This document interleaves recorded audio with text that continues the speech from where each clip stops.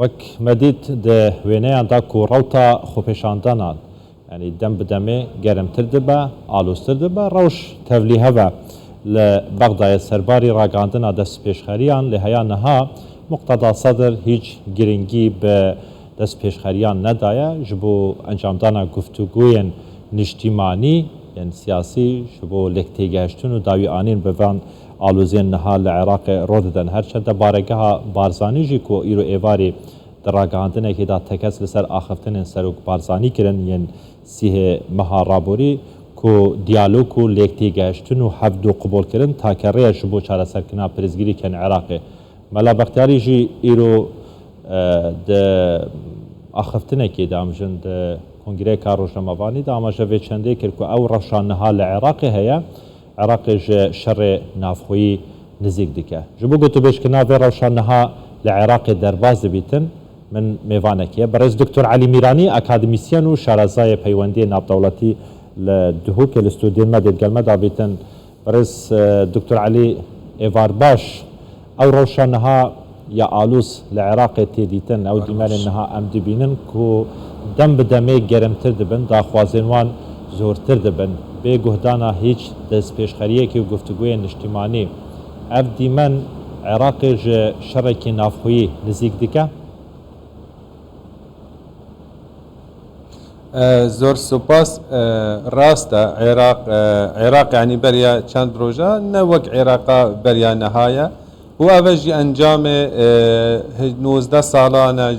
گەندەلیێ و ji diziyê û derkeftina tebaqekî siyasî di Iraqê da ku hema wê di dunyayê da bes pera komke xelkê Iraqê dîtir nema ew tehemila bike ez bawerim roj bi rojê wek cenabê te kerem kire Iraq berweşerekî navxweyî çê sadrî yanî hebûneka waya mezin di cadê de heye ki ew jî berdewamiye ji hebûna medresa binemala sadr û kartîkirina wî ya sereket nêv malbata mukewwenê şîî danê û heman wext jî îtara tensîqî dixwaze biriya Îranê dixwaze biriya hinek dayîngerê xwe hejra şebî bibne rêgir li teyara sedrî û ev eger nê çareserkirin eger nê qebûlkirin nîzik nedûr yani eger di cadê da biguyê ku dibikevin eger çend kes yani xudê neker ji kî dayê bê nekuştin ez bawerim ê bibe şerekî dîvdirê ji nêv şîab xwe xwe da xudê neker lê eger nê çareserkirin tiştekî wisanê yani berçav e. Zor baş e. Dr. Elî beriya du demjimêran wezîrê Sedrî ku kesekî nizîkî Sedrî ye bi navê Salih Mihemed berdewam twîtan diketin tewcîha xwe pêşanderan diketin. Dibêjîtin berdewamên ji xwepêşandanên xwe heya tehqîqa mafên xwe dikin mafên we bi dest tên. Bi nerîna te li rojhelata navrev şîweyekî giştî ev hemû xwepêşandanên hatîne kirin bi bihara erebî ve hewlatiyê sivîl hewlatiyê medenî sodmend bûye ji wergirtina mafan yan tinê serkirde û siyasî. Belê wek cenabê te kerem kire em guhê me jî li twîtane berî demekî Kurd Salih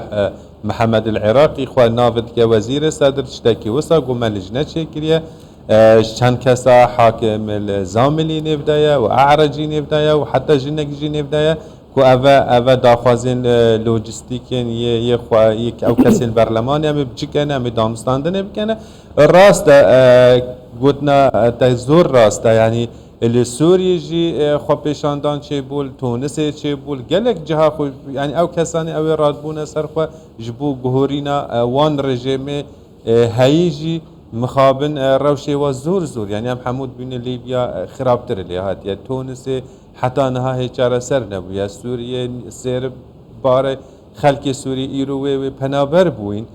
fegel jara xwepêşandan jî yani tiştekî baş ser esasekê baş wek xewneke lê mixabin vedgere ku ew tişte xirabî xelkê jê vedgere yanî nexwaze niha Iraq ser wên feqîriyê û hejariyê da û xelkek heye eger sibê emn û eman jî nemîne eger hikûmet nebîne yanî gelek qedaya hene rewş hene imza wezîrekî ve girêdayîne biryara wîzaretekî ve eger ev jî nemîne serê serestad Iraqê gelekî baş ve jî vegerte belê. Baş e. Doktor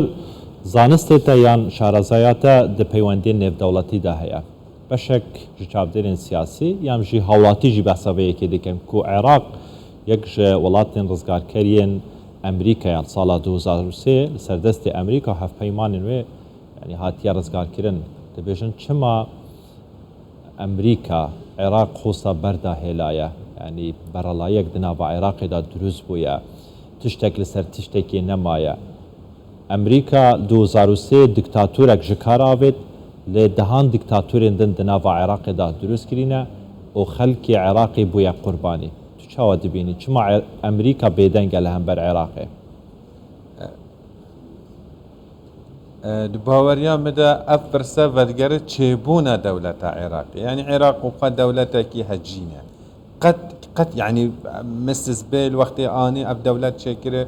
yani Şîa û Kurd û Sunne hemû vayek vegirêdan wilayetên Osmanî yek vegirêdan û welatek yani Melik Fêsalê xwe Melikê Iraqê got tiştek nînî navê Umel Iraqî ye serkirdên wî zamanî ku em dikin û nakin em milletekî Iraqî çêkin em nikarin milletekî Iraqî çêbe yani ne Emerîka alîkariya wan neke keremke mesela devletek wek rawanda salên nota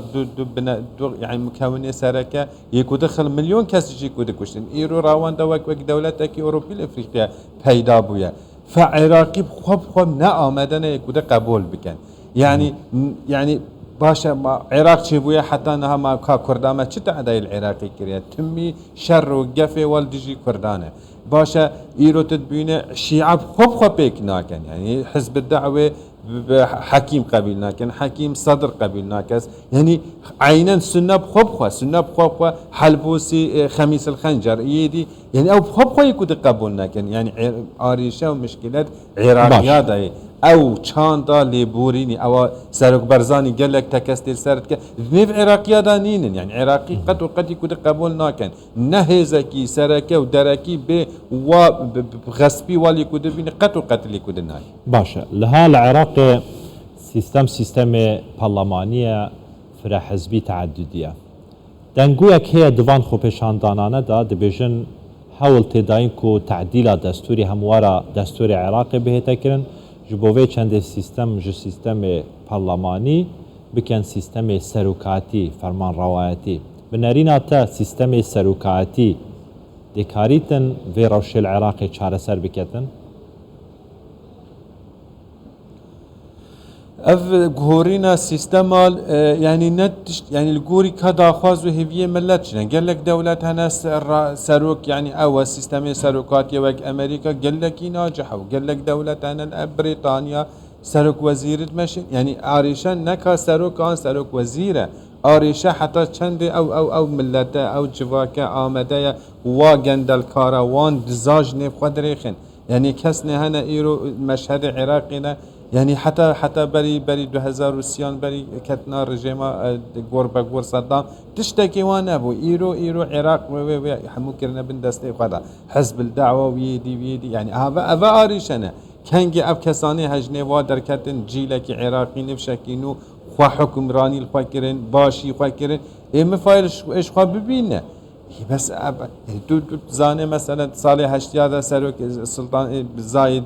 دهات امارات دهات عراق تقول كاكنج امارات وك عراقي شيبتا ايرو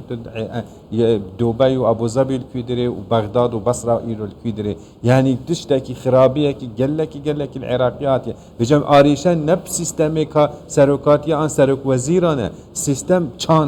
چاندا كدنه و ملتي دا به پیدا كره اوا ولاتي وانه اوا خيرات وانه دولتك زنگينه يعني